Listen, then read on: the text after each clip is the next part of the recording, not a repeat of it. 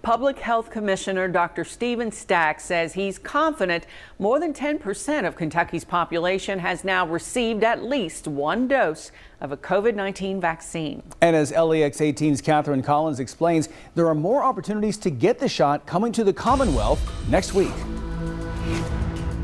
400,000 Kentuckians have now received at least one dose of a coronavirus vaccine.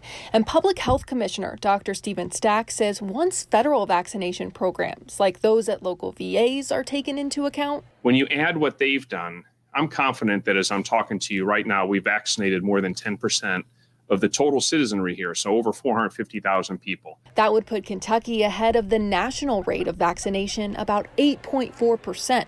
But Dr. Stack says he knows demand for vaccines continues to far outweigh supply. One health department had 110,000 telephone calls in 2.5 hours to access their 700 vaccines. That's 157 calls per dose available, okay?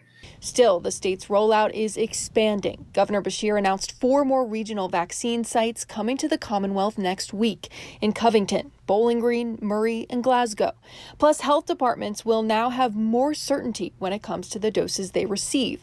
And about 13,000 doses will soon be available for Walgreens and independent pharmacies to administer to local communities. This is our continued commitment to ensure that you don't have to drive more than one county away to get your vaccine. The governor says they're not there yet, but Dr. Stack offered some perspective about how far Kentucky has come since its first case last March. Not even 11 months from that day, we have vaccinated nearly or more than 10% of the entire population of the state. I don't know, that is really nothing short of a modern medical miracle. In Frankfort, Catherine Collins, LEX 18 News.